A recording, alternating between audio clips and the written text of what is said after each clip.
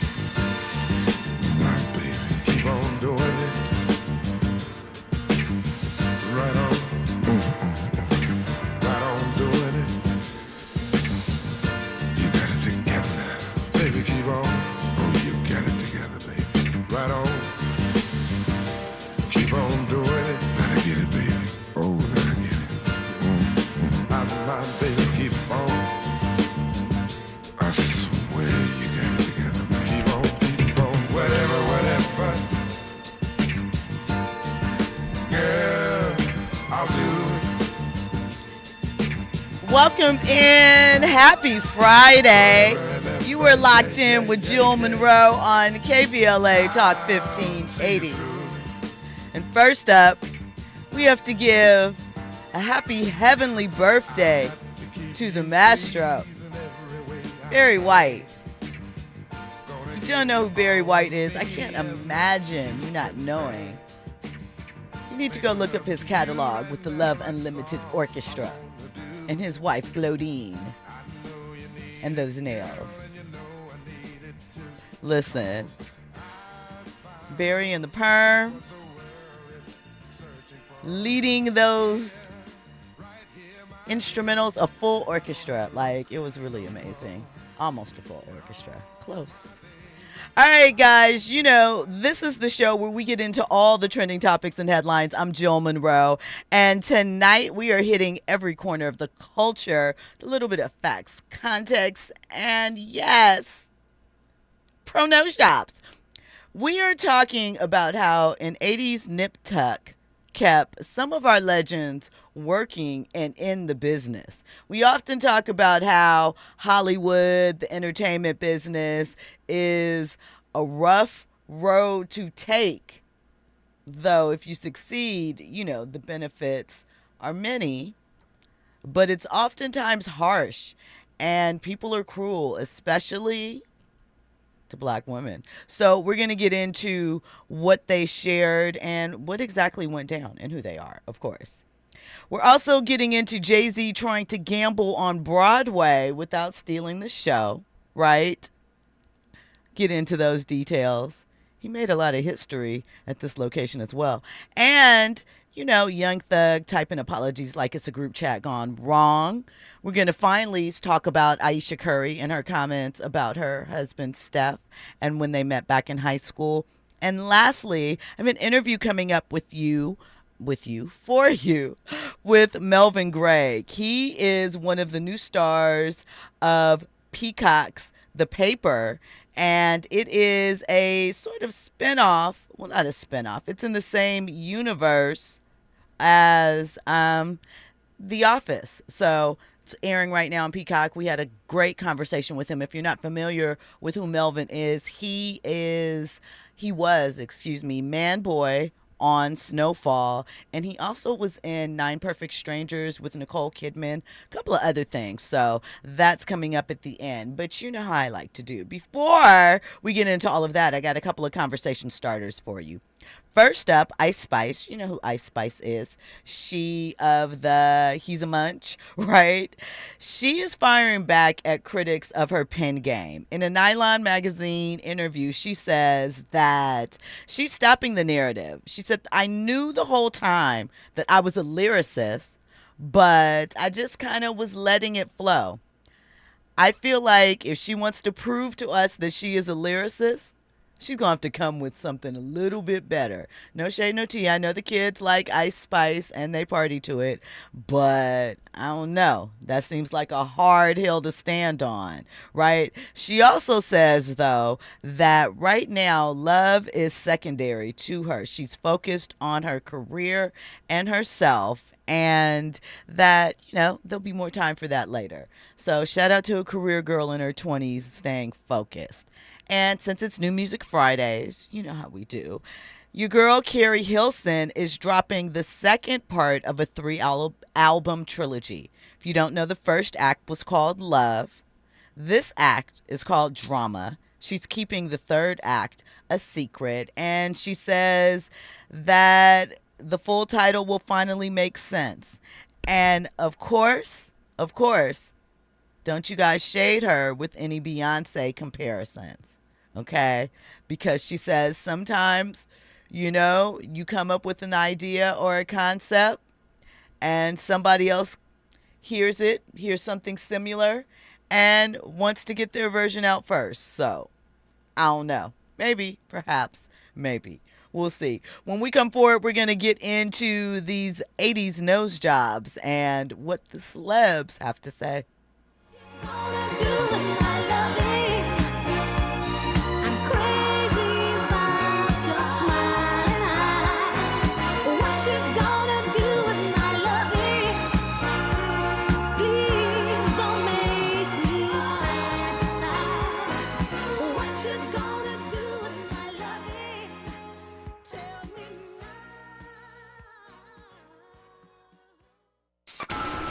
Your ride with Jill Munroe on KBLA Talk 1580. Financial Group is not a law firm. Hi, I'm Chuck McDowell, the timeshare cancellation guy. In 2011, I founded Wesley Financial Group with one goal in mind: to help honest folks out of their timeshares permanently. Today, I run Wesley with my two sons, a real family business, treating every client and every employee like we'd want our own family treated. That philosophy has helped us grow into the largest, most trusted timeshare cancellation company in the United States. Fortune magazine even recognized us as one of the best places to work. Why? Because we genuinely care. In fact, some of our former clients were so moved by their experience working with us, they joined our team so they could help others to timeshare freedom. If you're stuck in a timeshare, give us a call. Let our family help your family. Call Wesley now for your free timeshare exit kit. 800-687-7979. That's 800-687-7979. 800-687-7979. With a KBLA Talk 1580 editorial, I'm Dr. Nicolai Corte. Let's preserve black land stories before they're lost forever. I want to personally invite you to be a part of something historic. As journalist in residence for the Black Land Lost Narrative Archive Project, I've joined forces with powerhouse attorney and social justice champion George Fothery, the man who helped make history by delivering justice to the Bruce family in Manhattan Beach, securing the first known return of land unjustly taken from black owners by a local government. That victory was monumental, but it was just the beginning. For generations, black families have acquired land through grit, faith, and determination, only to lose it through violence, legal loopholes, forced sales, and systematic racism. What's been taken goes far beyond dirt and deeds. It's the erasure of wealth, identity, and legacy. That's why we've launched the Black Land Lost Narrative Archive Project, a national effort to collect, protect, and preserve the stories of black land lost before they're buried, forgotten, or erased altogether. Because there's power in telling black stories, there is resistance in remembering, and there's justice in being seen and heard. This is where you come in. We're inviting you to be a part of this historic black narrative archive. If you or someone you know has experienced land loss, displacement, or forced property sales, your story deserves to be heard and remembered. Your story belongs in this archive. Your truth matters, not just just to your family, but to our collective future. Visit blacklandloss.org today. Fill out our simple intake form and add your voice to the National Archive of Remembrance, Resilience, and Reckoning. Let's make these stories live on, not in whispers, but on the record. With a KBLA Talk 1580 editorial, I'm Dr. Nicolai Corte, and as always, we welcome your feedback. Now back to more entertainment news with Jill Munroe on KBLA Talk 1580.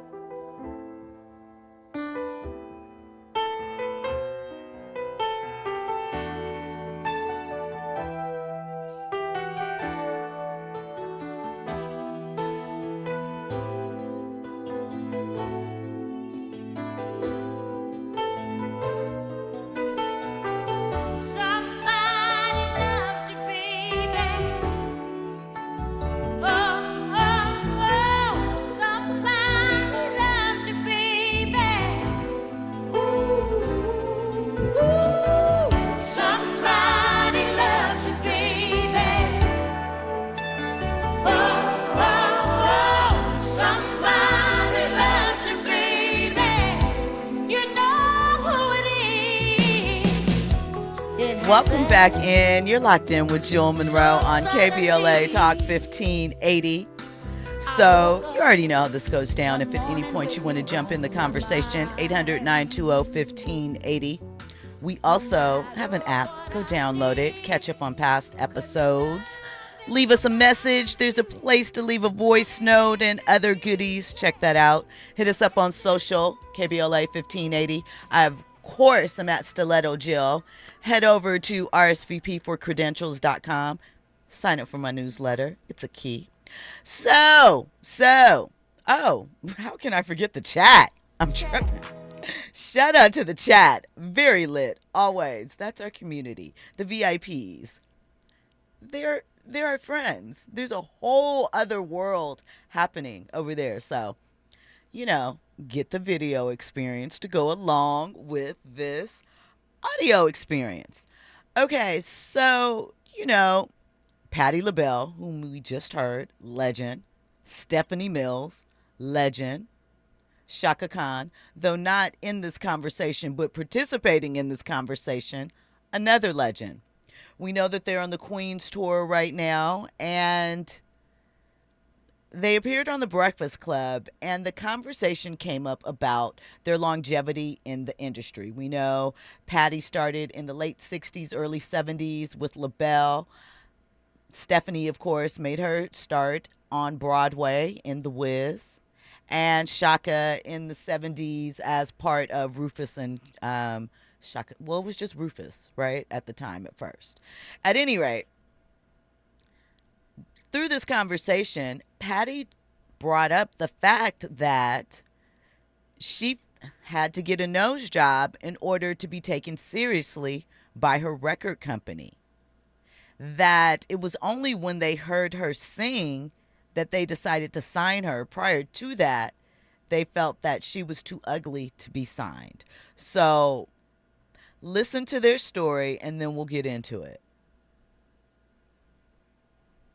Oh, in 1 second. Sorry. For you, Miss LaBelle, you didn't think you was going to be here? No, I didn't. Why? Because I had an issue also with my being a black woman with a big nose. And a friend of mine got her nose done. And I said, I think I need to try that. Maybe I'll get more gigs. I tried it. I did. I had a new nose. It was me. You can say it. I don't care. You came to my house. It was me. I had a nose. I had my nose done in the early 80s. And I went to her house for dinner. With your and mother she said, everybody. "What did you do?" I said, "What happened, girl? Where's your nose?" And she was like, "I'm going to get one." And I did right after I saw Stephanie. I didn't know you got. I didn't know neither one of y'all got nose job. Well, I had to. And then she did. And this wasn't Natalie, cute. but God bless her. Mm-hmm. She had one too. Natalie. All of them do it. You know, all them girls do it. Yeah, but y'all don't need it. Y'all beautiful. But that's the only thing that I've ever cut done. on my But You know? excuse my French. Go ahead. Now you curse. Use all the French you want. You could not cut me for Nathan. But now I you think don't I like look it, like Shaka. Shaka look and at I something could be else. sisters. So you never had nothing done either, Shaka? Hell no. They say you got a BBL. What's that? Tell me what a BBL. A butt job. It's a Brazilian butt lift. It's what all the young girls are doing. It's called a Brazilian butt lift. How long has my butt been like this? My whole life. Yes, ma'am. Now in the 60s, the 70s, they have BBL there going on. No. Right. I have the same behind I've always had. He was joking, Shaka. He was Somebody's joking. trying to make their butt look like somebody else's within BBLs, you call them. That's Yes. right, BBL. No. They look like ants. Somebody's got it natural. Yeah, that's why all the they Somebody hang like got that. it Yeah, natural. yeah. Shaka's No. all her. So hold on, Miss LaBelle, when you got the nose job, did you get more gigs? Did it change anything? I think it did. Really? Because it was more pleasant to some people. Well, more her I mean, it was self-esteem, fine with probably. me, but when I saw my girlfriend, I said, I'm going to try that. And it I worked. remember that too. You remember? Oh, so well. We were out And at I our didn't want house to for tell dinner. people that you were my inspiration because I didn't know if you wanted me to Oh, talk I don't about care, that. girl. I You didn't. know I don't care. Well, I'm talking now. Yes. Okay, tell so her. yeah, this is my girl. I followed her. Yes, I did. So who did you follow? Who did you follow? 'Cause Michael. Michael, okay, I was gonna ask Jackson. that. Okay. Yeah, Michael. So after he got it, that's when you wanted to do Yes. it? I went to the same doctor. Wow. Michael took me to the Shaka, why you about over like that? You didn't know that? picked me up. She said, I didn't know. Oh, me. Speak louder. Oh, speak louder. Michael Jackson. Yeah. That's who I followed. Miss. I mean, but that's such an interesting conversation because, all of these, everybody's doing it now, right? Thinking that it's going to get them ahead in some way, shape, or form. Or they just do it like this those, is yeah. something that's been going on. Yes, it has. That's the only thing And I've it's done, something though. that people shouldn't be ashamed of if they want to do anything to their body or their face. This is all I've ever done. I ain't getting cut nowhere else. So it was a lot there. First of all, Stephanie Mills stated that it was Michael Jackson who she saw get a nose job, and then she went to his doctor. If you don't know, Stephanie and Michael dated early in their careers. Patty went over to have dinner with Stephanie and her mother, saw Stephanie had gotten a nose job and was like, girl, what did you do? And she then followed suit and got her own nose job because she felt that she might get a couple of more gigs. And as you heard her say, it helped her career. I mean, here's the thing, right? Whether it is other cultures and societies or us in our own, because let's not ignore the fact that we can be very hard on each other about, our physical attributes and things of that nature, playing the dozens, jonesing, capping, whatever you want to use to, phrase that we go hard on people. And sometimes we don't realize that it's lasting, You got to learn to take a joke, but at the same time, you also got to realize how those jokes can sometimes land and what can happen. I don't know. Balance. However, I'm also a proponent for doing what makes you feel better, right? I understand that we are at a time where some people have taken it too far. And I definitely think that body dysmorphia is a thing right now. But I also don't think that there's anything wrong with wanting to, touch yourself up. We groom our hair in the morning. We select our clothing based off of, not all of us, but some of us, what we like. So it's an extension of that when done in healthy, ways, so to speak. But, I mean, Charlemagne called it. People see so many people doing it now and they think that it's new, but it's always been there.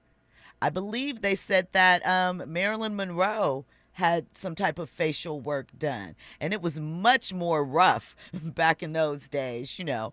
So many people have gone through it, and unfortunately, the thing that you can't argue with is that some, not all, have had success on the other side of getting these little tweaks and adjustments, right? But you heard Miss Shaka. She said as nobody touched anything on her. Shaka's just raw. Shout out to Chaka Khan. What? I was going to say something else, but I didn't. One thing I'll say, my take from it is that hearing Patty speak about that, I don't think like, she still loved herself through the process. Yeah. I think this was more of like a business thing as opposed to, oh, I don't like how my nose looks. So, you know, I think as long as you have Stephanie peace with that, too, though, you know. I mean, as long as you have peace with, you know, whatever you're going to do to your body, to me, that's all that matters. I feel like Patti might have had a second one done, though, because I think the first one wasn't that great. Because you also have to think, too, in the 80s, right, there weren't a lot of black plastic surgeons, with that being their specialty, especially ones as far as rhinoplasty go. Okay, I can't talk tonight. Nose jobs. Yeah, rhinoplasty. I said it right the first time, but second time wasn't working. All right. But there probably weren't a lot of specialists dealing with ethnic noses, learning how to make. So they only knew one way, right? And we've seen, you know, some of the work of that. We can talk about the family, the individuals that influenced Stephanie and some of their botched work. But it's just a fact that sometimes making that small tweak in a industry that is driven by how you look, and no matter how you want to term that, right, it is a visual medium, even though music is music, and obviously they made the decision to do that. I find it ironic in the 80s when music was changing from radio to video. And, you know, a lot of people, much like with the silent movie era turned to talkies, a lot of people lost their footing because of technology. You know, we're seeing shades of that now, obviously in different ways, but it's a cycle that always continues. So, you know, listen, shout out to the legends. All right, so next up, we've been talking about this all week, and I kept pushing it off. But people are angry at Ayesha Curry. They feel that she is embarrassing Steph, that as a wife, there is no need to rehash a moment in time where you didn't think your husband was the greatest thing since sliced bread. She was recently on a podcast, and she relayed a story about she and Steph first meeting back in high school. Now, remember, they did not date all the way from high school, college, until the pros. They were friends in high school. They met then, you know, vacation Bible study, whatever. Lost contact and reconnected in LA years later. So, with that being said, we're going to get into Ayesha's comments and discuss if she really was just sharing and having a conversation like many do on podcasts, or if she is embarrassing Chef Curry. I just didn't think it was going to be a thing. I thought we would be friends. Yeah. Did you ever have anything in high school at all, or it was legit just friends? No, just friends. Just friends. Yeah.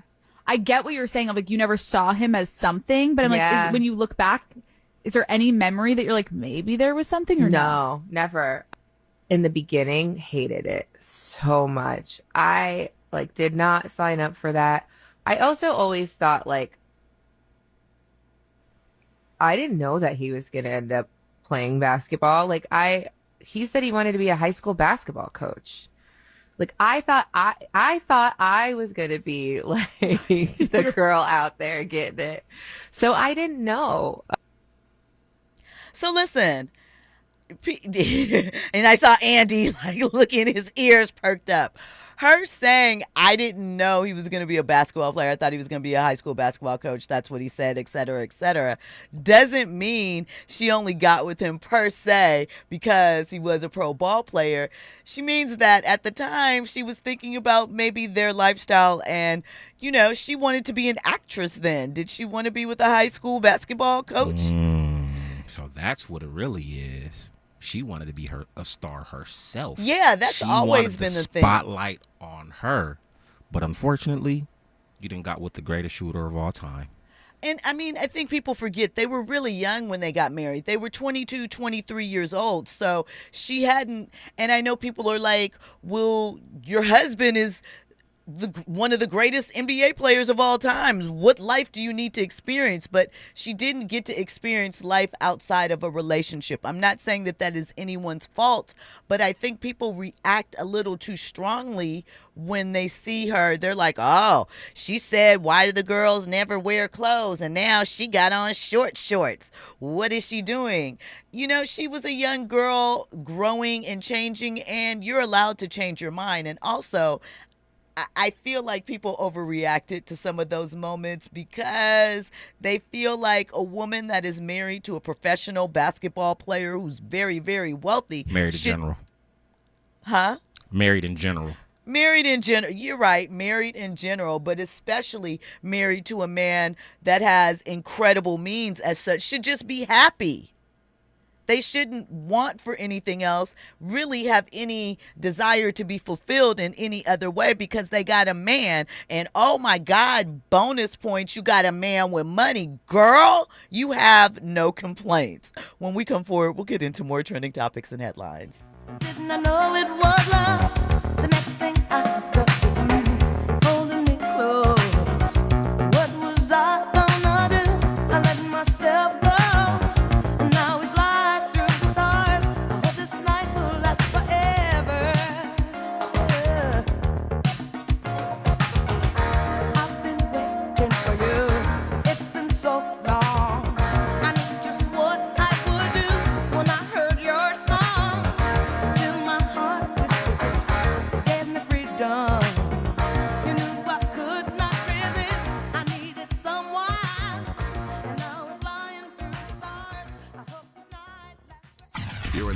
Jill Munroe on KBLA Talk 1580. I'm Amber Payton with BIN News Now. Black New York City Mayor Eric Adams may drop out of the mayor's race. According to New York One, Adams says he'll do internal polling soon and could step aside, despite insisting this week he would not. 7 weeks out from the primary, the Polymarkets head Cuomo 87% to win. Adams is currently running a distant fourth behind Zohran Mamdani, Andrew Cuomo, and Curtis Lewa. Chicago is proposing a $90 million settlement to resolve 176 wrongful conviction cases tied to disgraced former police sergeant Ronald Watts, who is black. The payout goes before the city council next week. And Whitney Houston's 1987 hit I Wanna Dance With Somebody is being reimagined as a duet ballad with British pop star Callum Scott. Capitol Records released the track with Houston's original vocals paired with Scott, along with a video featuring archival footage of Houston. Get BIN News Now on demand 24/7 on the iHeartRadio app. It's a crash in Mid-City on the 10 eastbound past Robertson, blocking the right lane. Delays backing up from Centinela out of Santa Monica. In Downey, a car flipped over on the 5 southbound coming up on Paramount. They're clearing it out of the 2 right lanes, but the drive remains tough away from Grande Vista. Also, Silver Lake on that 101 southbound before Silver Lake Boulevard. The right lane's blocked due to a wreck. Watch for delays here for that 101. Delays out of the overall. Let's just go overall out of Woodland Hills from Topanga Canyon in stretches all the way to the scene of this crash. Ignite your afternoons at Waba Grill's $5 happy hour with our 5-piece pork veggie dumplings and a value-sized premium beverage drink, like our tangy passion fruit lemonade. Enjoy $5 happy hour weekdays after 3 p.m. Only at Waba Grill. This is the KBLA Sports Minute with Ray Richardson.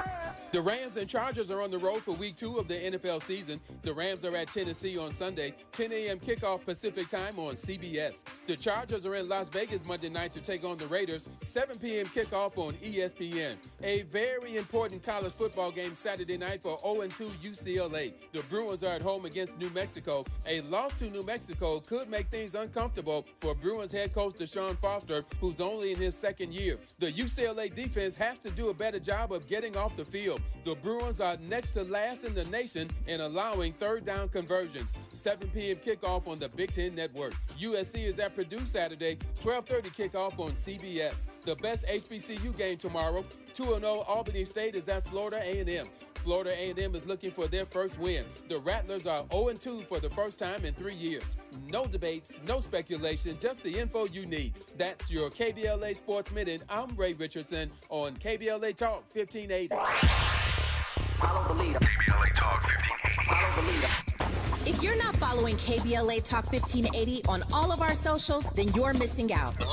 Download our app and find us on Facebook, Twitter, Instagram, YouTube, and on the web at KBLA 1580. That's right. Again, you can find all of our socials at KBLA 1580. We've got a lot to talk about. By the way, if you miss any of our weekday shows in real time, you can always catch up by checking out the podcast of your favorite shows at your leisure. At KBLA Talk 1580, we've got your black. Got your black. Keep following the leader. Oh my God. Follow the leader. Follow the leader. Follow the leader. Follow the leader. Follow the leader.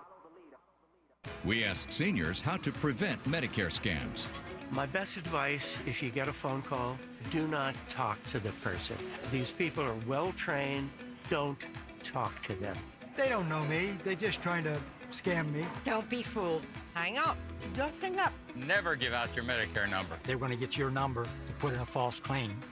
If I get a call from someone, I don't pick up the phone. And should I pick up the phone and they ask for information, then I hang up. How do you detect Medicare fraud?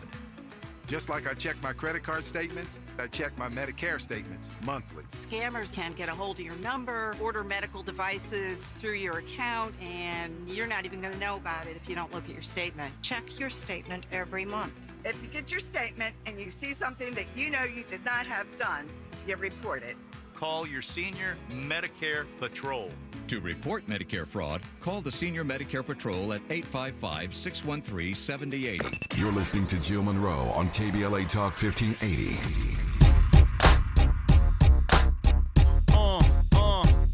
Let's go. Bounce. Bounce.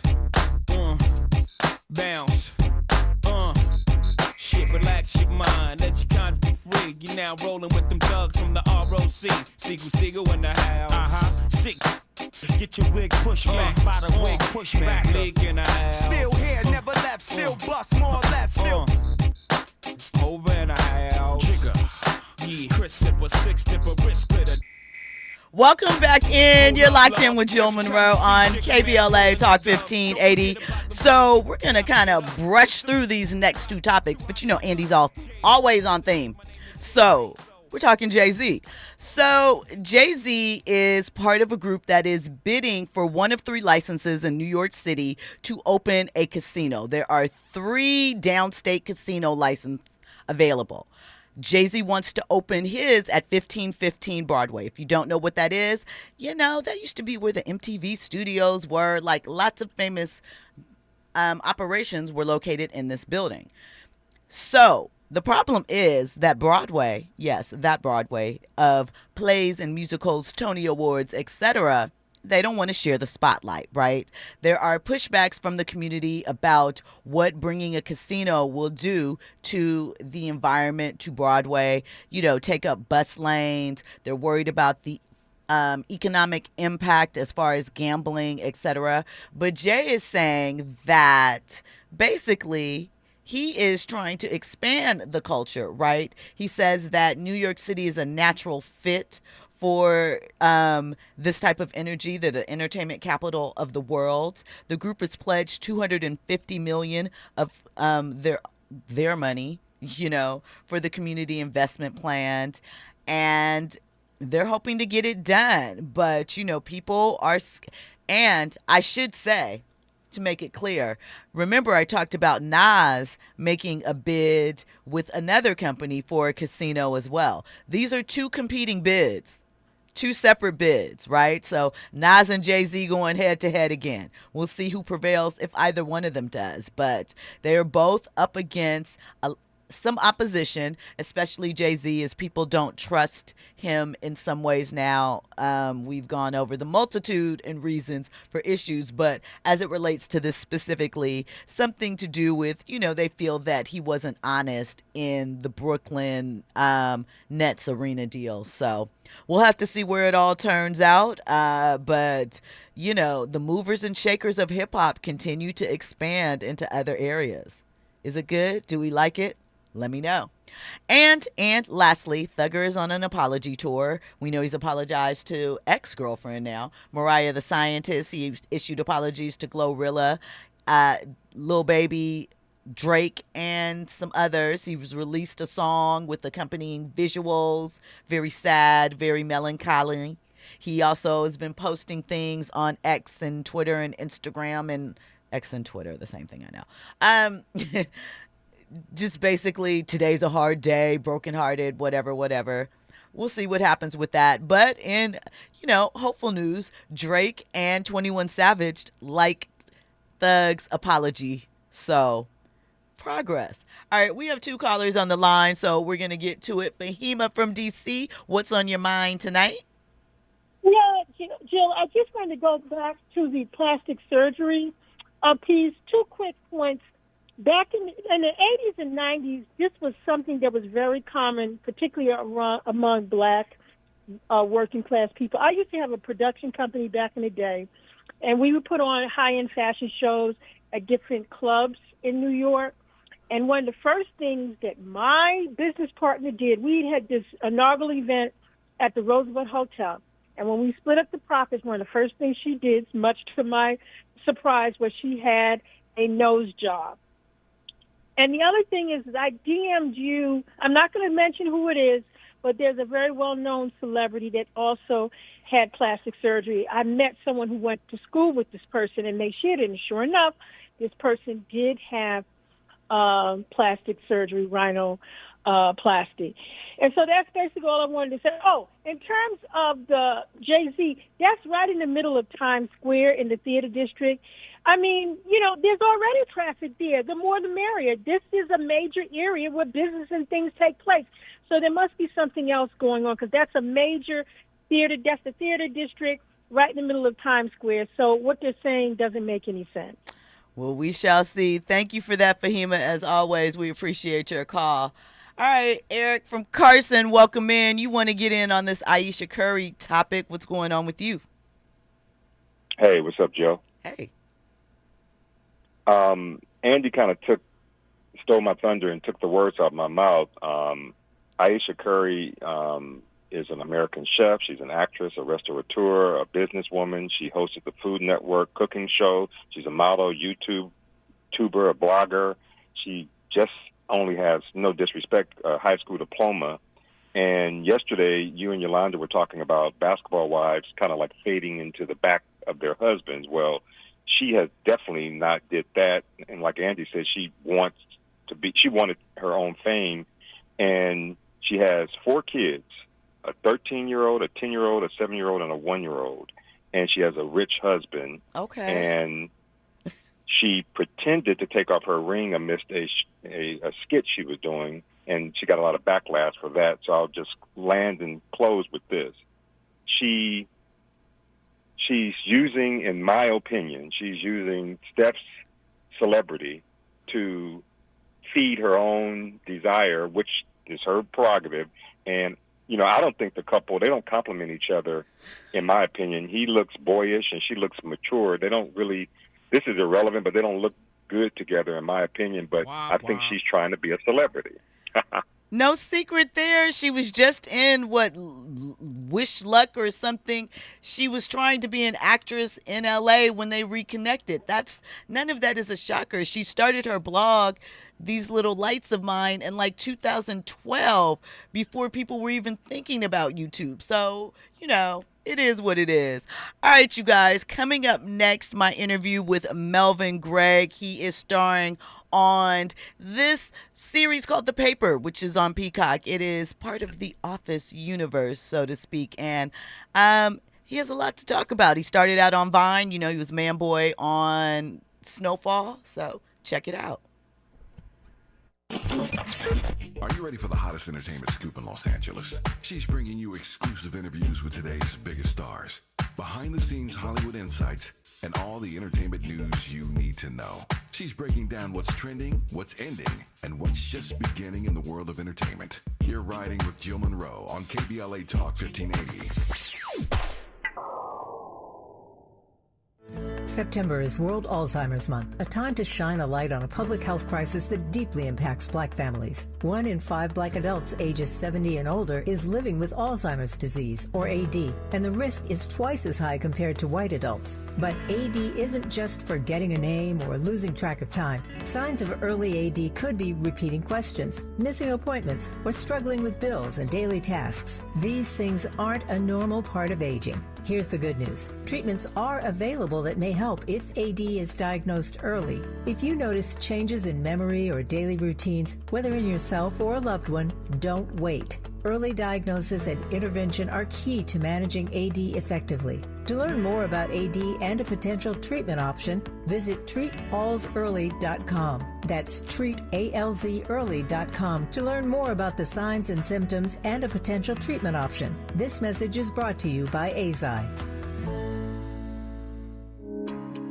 Asthma Peak Week is almost here, September 14th through 20th, and it's one of the most dangerous times of the year for asthma flare-ups. Did you know that Black Americans are about 5 times more likely than white Americans to end up in the emergency room due to asthma? This is an important reminder to be informed, prepared, and proactive. If you or someone you care for has asthma, now's the time to get ready. Make sure medications are filled and not expired. Review your asthma action plan with your doctor or care team. Now back to more entertainment news with Jill Munroe on KBLA Talk 1580.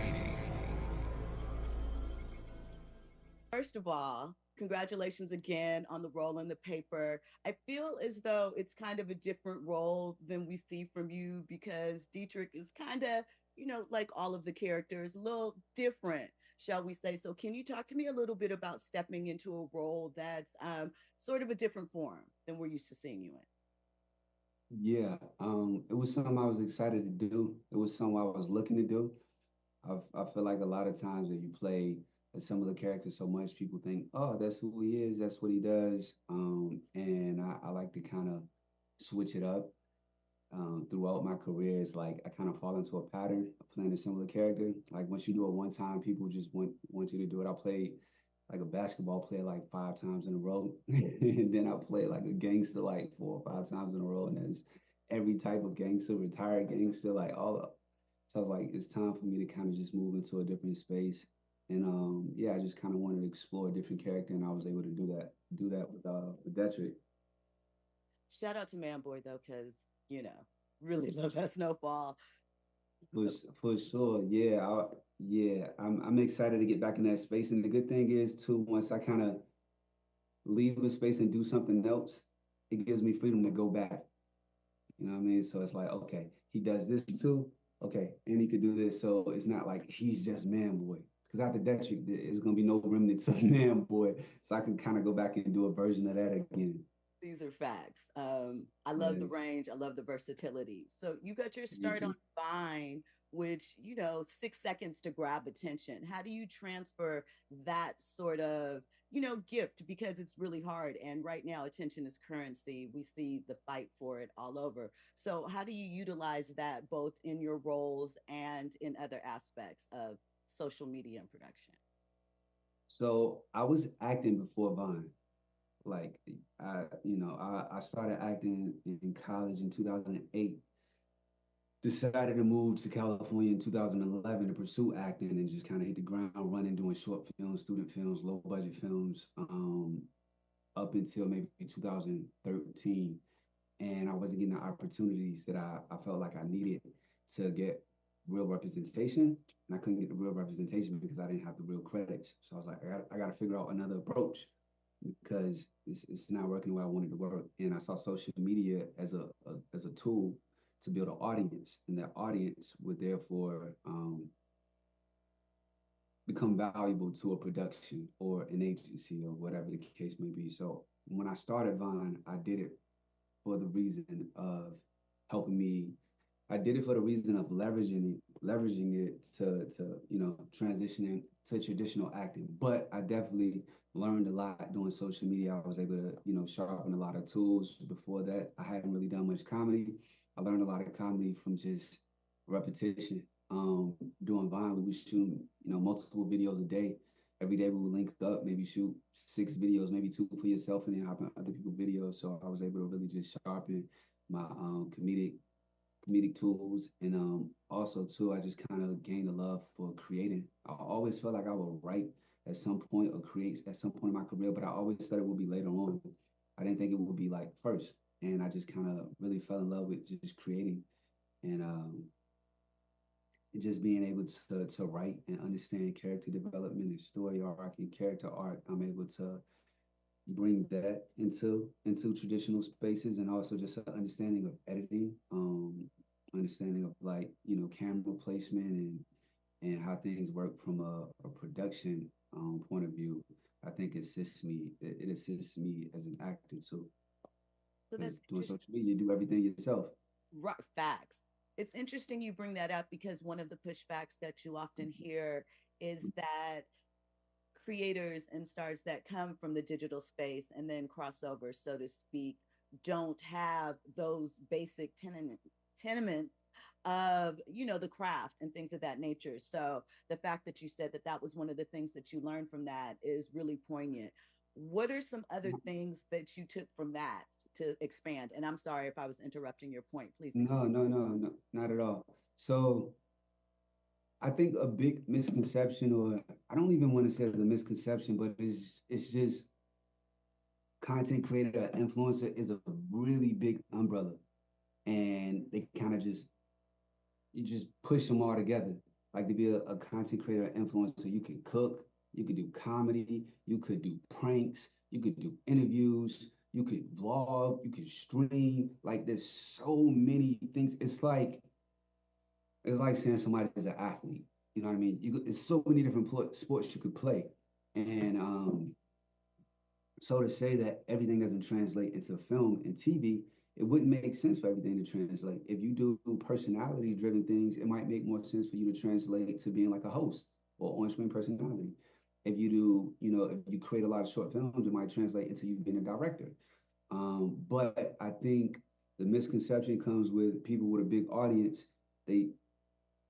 Productions sometimes try to leverage that into being an actor because they think it'll bring their audience over to their production and then eyeballs or money. But if this person's not acting on camera in their content, you can expect them to understand all of the dynamics of acting on screen.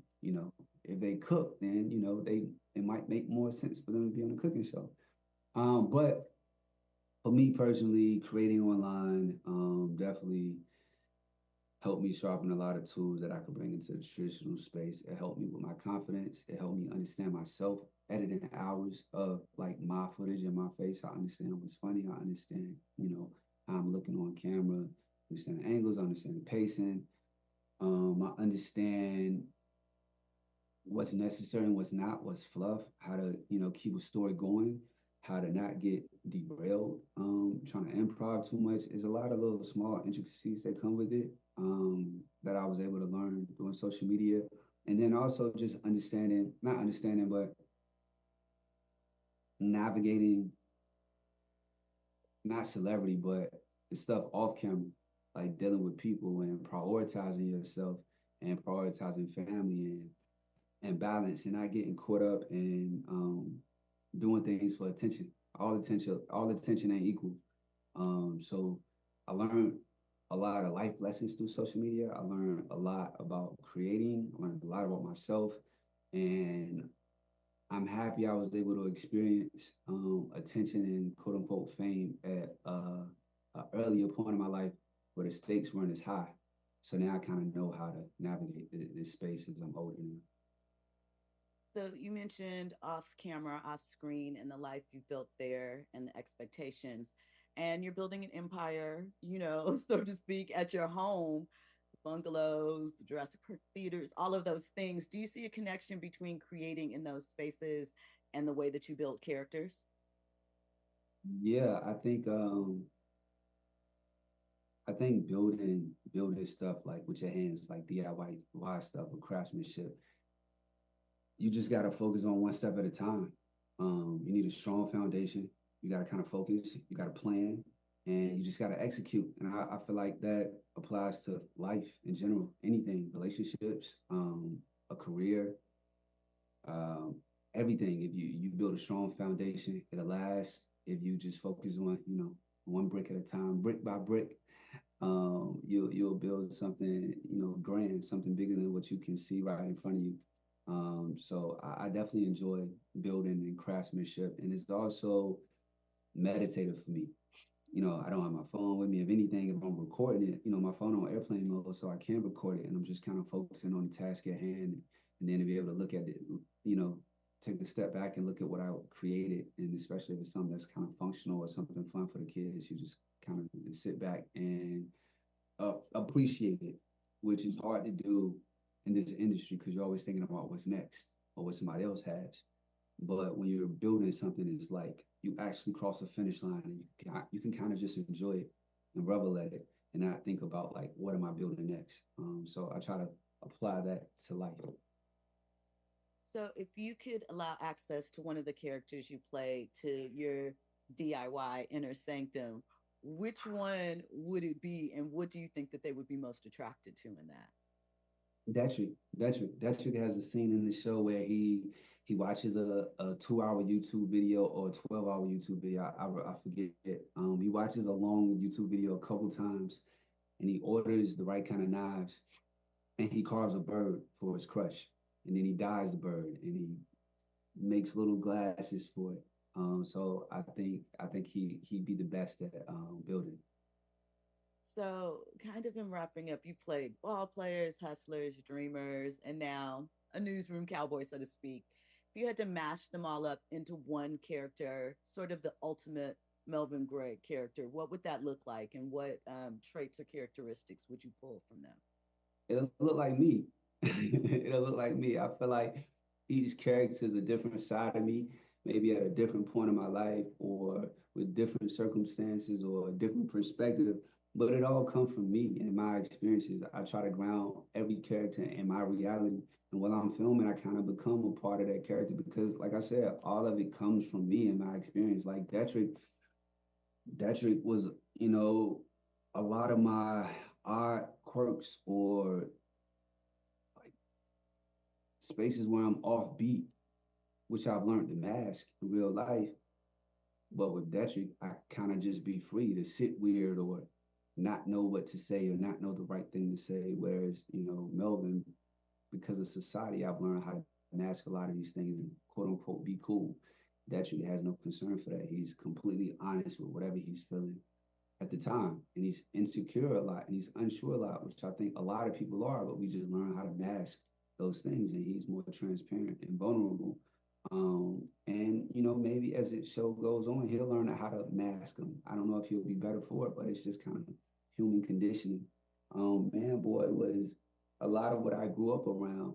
It's probably the character my dad is most proud of because it's closer to him, is a path that I could have took at one point in my life. I thought it was the path I wanted to take because that's what I seen around me. So it's just like, oh, I get to do all the bad things that like I might have fantasized about doing without the repercussions of, that lifestyle. So that's great. Playing basketball, I was never the best basketball player, but I've been playing all my life. But, of course, every young kid has the idea of like, oh man, I want to be the man in high school on a varsity basketball team, dating a cheerleader, like, this draft pick. So all of these are like different little fantasies that I've lived out of my mind, and now I get to live them out on screen.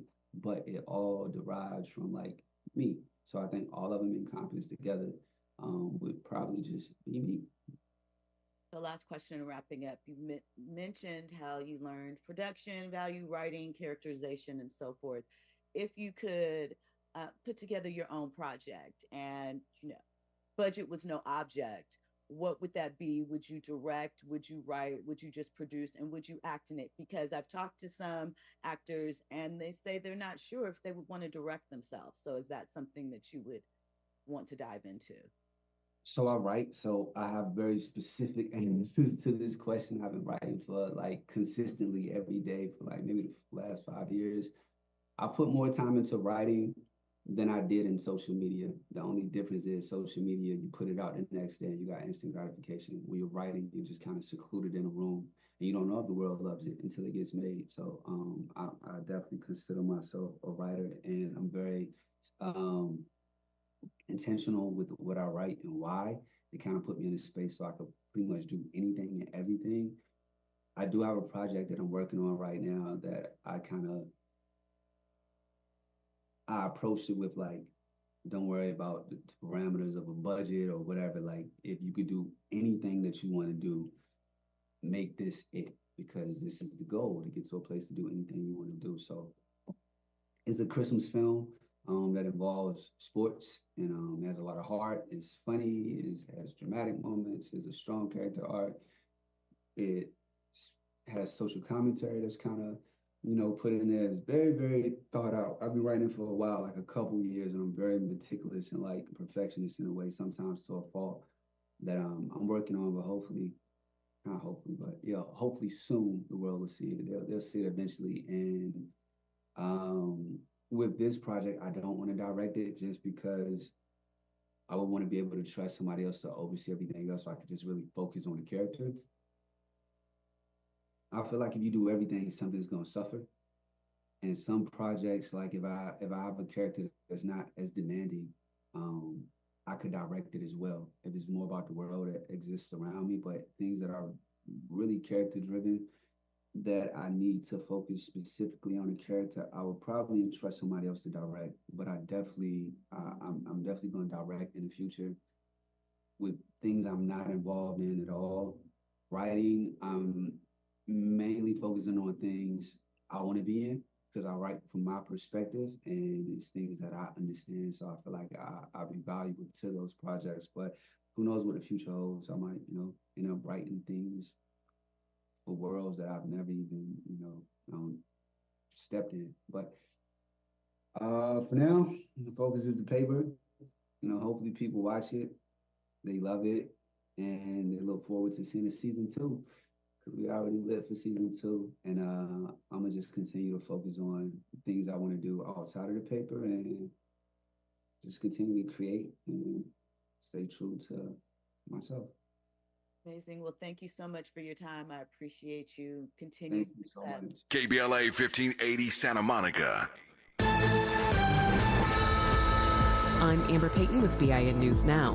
Black New York City Mayor Eric Adams may drop out of the mayor's race. According to New York One, Adams says he'll do internal polling soon and could step aside, despite insisting this week he would not. 7 weeks out from the primary, the polymark has had Cuomo 87% to win. Adams is currently running a distant fourth behind Zohran Mamdani, Andrew Cuomo, and Curtis Lewa.